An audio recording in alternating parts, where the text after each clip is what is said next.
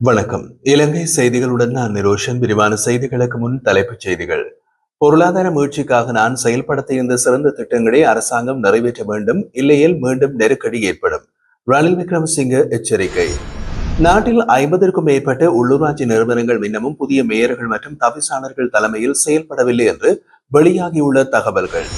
அமெரிக்க ஜனாதிபதி தீர்மானித்துள்ள 30% தீர்வு வரி ஆடை தொழிற்சாலைகள் மற்றும் ரப்பர் துறைக்கு பேர் அழுத்தமாக மாறியுள்ளதாக சுட்டிக்காட்டு. அரசின் செயற்பாடுகளால் அரசு சேவையாளர்கள் விரைவில் வீதியில் இறங்கி எதிர்ப்பை வெளியிடுவார்கள் என்று பாராளுமன்ற உறுப்பினர் நாமல் ராஜபக்ச தெரிவிப்பு. இனி விரிவான செய்திகள். பொருளாதார நெருக்கடியிலிருந்து மீள்வதற்காக நான் செயல்படுத்தியிருந்த சிறந்த திட்டங்களை அரசாங்கம் முறையாக நிறைவேற்ற வேண்டும்.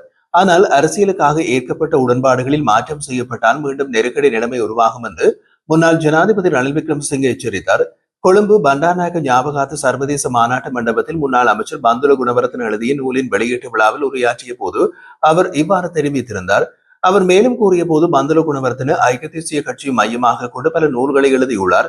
இது மிக முக்கியமான செயலாகும். ஏனெனில் கடந்த 75 ஆண்டுகளாக அரசாங்கங்களை விமர்சித்து வரும் அனைவரும் அந்த வரலாற்றை தெரிந்து கொள்வது அவசியம்.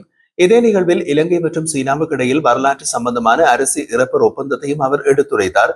1953ஆம் ஆண்டில் ஏற்பட்ட அரிசி பற்றாக்குறை பின்னணியில் இலங்கையும் சீனாவும் கைச்சாத்திடப்பட்ட ரப்பர் அரிசி ஒப்பந்தம் இரண்டு நாடுகளுக்கும் இடையிலான நட்புறவின் ஒரு பிரதான அடையாளமாக அமைந்தது. சீனாவுடன் வர்த்தக ரீதியாக முதலாக ஒப்பந்தத்தில் ஈடுபட்ட முதல் நாடாக இலங்கை இருந்தமை குறிப்பிடத்தக்கது. அதன் பின்னர் இரு நாடுகளின் உறவுகள் மேலும் வலுப்பெற்றது. இந்த நிலையில் பொருளாதார மீட்பு திட்டங்களை தொடர்ச்சியாக செயல்படுத்தும் பொறுப்பை அரசாங்கம் உள்வாக வேண்டும் என்றும் அவற்றில் இழுபறைகள் ஏற்பட்டால் மீண்டும் நெருக்கடி நிலைமை எதிர்நோக்கப்படும் என்றும் அவர் வலியுறுத்தினார். நாட்டில் 50க்கும் மேற்பட்ட உள்ளூராட்சி நிறுவனங்கள் இன்னமும் புதிய மேயர்கள் மற்றும் தவிசாளர்களின் தலைமையில் செயல்படவில்லை என்று தகவல்கள் தெரிவிக்கின்றன. தேர்ந்தெடுக்கப்பட்ட உறுப்பினர்களின் பெயரில் வர்த்தமானியில் வெளியிடப்படாமை மற்றும் நீதிமன்ற உத்தரவுகள் ஆகியவை இதற்கான முக்கிய காரணங்களாக குறிப்பிடப்படுகிறது. பெண் பிரதிநிதித்துவத்தை சார்ந்த பிரச்சனையினால் புத்தளம் பன்னாத்துவில்லு பிரதேச சபையில் கூட சபை அமைக்கப்படாத நிலைமை தொடர்கின்றது. அத்துடன் சில சபைகளில் தேர்ந்தெடுக்கப்பட்ட உறுப்பினர்கள் நோக்கமுள்ளவாறு கலந்து கொள்ள மறுப்பதாகவும் கூறப்படுகிறது. 2025 மே 6ஆம் தேதி நடைபெற்ற உள்ளூராட்சி மன்ற தேர்தலில் 337 சபைகளுக்காக 8000க்கும் மேற்பட்ட வேட்பாளர்கள் போட்டியிட்டிருந்தனர். அமெரிக்க ஜனாதிபதி தீர்மானித்துள்ள 30% தீர்வு வரி முந்தைய வரியை விட 3 மடங்கு அதிகமாகும். இது ஆடை தொழிற்சாலைகள் மீது கடுமையான பாதிப்பை ஏற்படுத்தும் என்று முன்னாள் பாராளுமன்ற உறுப்பினர் சமன் ரத்னபிரிய தெரிவித்தார். இது தொடர்பாக ரணில் விக்ரமசிங்கவின் அலுவலகத்தில் நடைபெற்ற ஊடக சந்திப்பில் அவர் கூறுகையில், அமெரிக்காவில் விதிக்கப்பட்ட 44% வரியை 30% குறைக்க அரசு நடவடிக்கை எடுத்தது. இது மஹிந்த சமரசிங்கவின் முயற்சியின் விளைவு. எனினும் இந்த 30% வரியும் எமக்கு அதிகமாகும். ஏனெனில் இந்தியா, வியட்நாம் போன்ற நாடுகள் குறைவான வரியுடன் பங்கேற்கின்றன. அதனால் அரசாங்கம் அமெரிக்காவில் சரியான உத்தியோகத்தர்களுடன் ராஜதந்திர ரீதியில் பேச வேண்டியது அவசியம். இல்லையெனில் ஆடை உற்பத்தி விலை 3 மடங்கு உயர்ந்து நுகர்வோர் ஆர்வம் குறையும். இதனால் ஏற்றுமதி வீழ்ச்சி, தொழிற்சாலைகள் மூடல், வேலை இழப்புகள் ஏற்படலாம். அமெரிக்காவுக்கான ஏற்றுமதிகளில் 66% ஆடைதான். டாலர் வருமானம் குறைந்தால் கையிருப்பும் குறையும். இதனால் எரிபொருள் உள்ளிட்ட அத்தியாவசிய பொருட்களை இறக்குமதி செய்ய முடியாது. தற்போது $6.1 பில்லியன் கையிருப்பு உள்ளது. இது குறைந்தால் கடனில் பொருட்கள் கிடைக்காது. மேலும் அடுத்த ஆண்டு $4 பில்லியன் கடனை செலுத்த வேண்டிய கட்டாயமும் வருவாயில் குறைபாடும் உள்ளதால் அரசு வரிகளை உயர்த்தும் அபாயம் உள்ளது. இதன் சுமை நேரடியாக மக்களவையை தாக்கும். எனவே தீர்வை வரியினை மேலும் குறைக்க அரசு உடனடியாக நடவடிக்கை எடுக்க வேண்டும் என்றார். இலங்கைக்கு எதிராக அமெரிக்கா விதித்த 30% இறக்குமதி வரி ரப்பர் துறைக்கு பேர் அழுத்தமாக மாறியுள்ளதாக தெரிவிக்கப்பட்டுள்ளது. டயர்கள், கையுறைகள் மற்றும் பிற ரப்பர் சார்ந்த பொருட்கள் உள்ளிட்ட உற்பத்திகளுக்கு தேவையான ரப்பர் ஏற்றுமதி பெரிதும் பாதிக்கப்படும் என்று கொழும்பு ரப்பர் வர்த்தகர்கள் சங்க தலைவர் ஹரின் டி சில்வா தெரிவித்துள்ளார். முந்தைய 44% வரியை 30% குறைத்ததன் மூலம் இலங்கை அமெரிக்க சந்தையில் தன்னுடைய இடத்தை முழுமையாக இழக்காமல் தடுக்க முடிந்தது. எனினும் இந்த 30% வரியும் ஏற்றுமதியாளர்களுக்கு போட்டித்திறனை நிலைநாட்டக்கூடிய தீர்வாக இல்லை என்று கூறினார். கடந்த ஆண்டு இறப்பர் ஏற்றுமதி வருவாயில் 1/3 பங்கினை அமெரிக்க சந்தை உருவாக்கியது. அதனால் அமெரிக்கா இறப்பர் துறைக்கு மிகவும் முக்கியமான ஏற்றுமதி சந்தையாக இருந்து வருவதாக அவர் கூறினார். மேலும் இந்த வரி விதிப்பு ஆயிரக்கணக்கான சிறு உற்பத்தியாளர்கள் மற்றும் சிறு விவசாயிகளை நேரடியாக பாதிக்கும் எனவும் அவர் எச்சரித்தார். இதே நேரம் இந்த வரி விதிப்பு ஆடைத்துறையை கடுமையாக பாதிக்கும் என்று முன்பே பல தரப்புகள் எச்சரித்திருந்தமை குறிப்பிடத்தக்கது. உள்ளூராட்சி மன்றங்களை அமைக்கும் போது கட்சியின் கொள்கைகள் மற்றும் தீர்மானங்களை மீறி செயல்படும் உறுப்பினர்கள் மீது கடுமையான நடவடிக்கைகள் எடுக்கப்படும் என்று ஐக்கிய மக்கள் சக்தியின் பொதுச் செயலாளர் ரஞ்சித் மத்தும பண்டார தெரிவித்தார். கொழும்பு கோட்டை நீதவான் நீதிமன்றத்திற்கு வழக்கு தொடர்பாக சென்ற பிறகு ஊடகவியலாளர்களிடம் கருத்து தெரிவித்த போது அவர் இதனை குறிப்பிட்டிருந்தார். அவர் மேலும் கூறுகையில், திருடர்களையும் ஊழல் குற்றவாளிகளையும் கைது செய்வதற்கோ மோசடிகளை முற்றிலுமாக அழிப்பதற்கோ நாங்கள் எதிர்ப்பு தெரிவிக்கவில்லை. ஊழலை எதிர்க்கும் நடவடிக்கைகளுக்கு நாங்கள் முழுமையான ஆதரவு வழங்குவோம். ஆனால் ஊழல் என்ற பெயரில் எதிர்க்கட்சி உறுப்பினர்களை அச்சுறுத்தும் அரசாங்கத்தின் நடவடிக்கைகள் ஒன்றிணைய வைத்துள்ளன.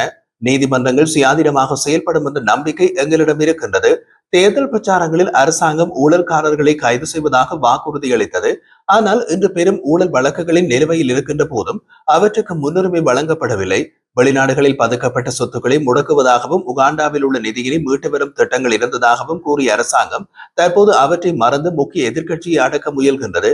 பாராளுமன்றத்திலும் வெளியிலும் எதிர்க்கட்சி உறுப்பினர்களை தாக்கும் நடவடிக்கைகளை பெரும்பான்மை சக்தியை பயன்படுத்தி அரசாங்கம் செயல்படுத்துகிறது. முறைகேடுகளை வெளிக்கொண்டு வரும் தரப்பை இலக்காக்கும் முயற்சிகள் தீவிரமடைந்துள்ளன. அனைத்து தடைகள் இருந்தாலும் இன்று எதிர்க்கட்சிகள் ஒன்றிணைந்துள்ளது. இதனை தடுக்க அரசாங்கம் தீவிரமாக கவனம் செலுத்தி வருகிறது என்று குற்றம் சாட்டினார். அரசின் செயல்பாடுகள் காரணமாக அரசு சேவையாளர்கள் விரைவில் வீதியில் இறங்கி எதிர்ப்பை வெளியிடுவார்கள் என்று ஸ்ரீலங்கா பொதுஜன பெரமுனவின் தேசிய அமைப்பாளரும் நாடாளுமன்ற உறுப்பினருமான நாமல் ராஜபக்ச குறிப்பிட்டுள்ளார். கொழும்பில் நடைபெற்ற நிகழ்வொன்றின் பின்னர் ஊடகங்களிடம் கருத்து தெரிவித்த அவர், நடுத்தர மக்களை பாதுகாப்பதாக வாக்களித்த அரசாங்கம் இப்போது அவர்களது வாழ்வாதாரத்தை முற்றாக அளிக்கும் நடவடிக்கையில் ஈடுபட்டுள்ளது. மேலும் ஜனாதிபதியின் பொது மன்னிப்பு மற்றும் கொள்கலன் விடுவிப்பு தொடர்பான அரசின் செயல்பாடுகள் அரசு அதிகாரிகளுக்கு பொறுப்பாக மாற்றப்பட்டுள்ளதாக அவர் குற்றம் சாட்டினார். அரசு சேவையை வெள்ளித்திறனாக்குவதாக கூறிய அரசாங்கம் அதனை அரசியல் கருவியாக மாற்ற முயல்கின்றது. இந்த நிலையில் மக்கள் விரைவில் உண்மை நிலையை புரிந்து கொள்வார்கள் என்றும் அவர் தெரிவித்தார்.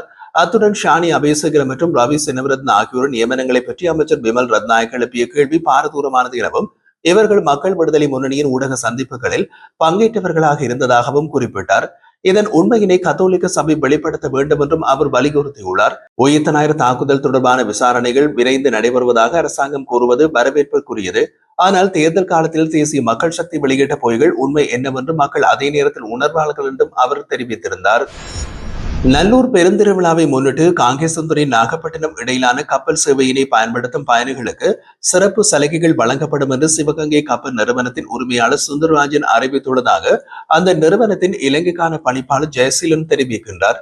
தற்போது இருவழிக்கான கட்டணம் 28,300 ரூபாவும், காங்கேசந்துறையிலிருந்து நாகப்பட்டினம் செல்லும் ஒரு வழி கட்டணமாக 12,300 ரூபாவும், நாகப்பட்டினத்திலிருந்து காங்கேசந்துறை திரும்பும் ஒரு வழி கட்டணம் 16,000 ரூபாய் என்றும் நிர்ணயிக்கப்பட்டுள்ளது.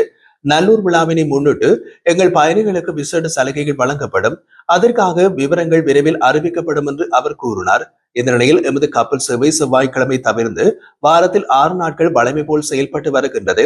சேவையில் மாற்றங்கள் ஏற்படும் போதெல்லாம் அது குறித்து முன்கூட்டியே அறிவிப்போம் என்றும் அவர் தெரிவித்திருந்தார்.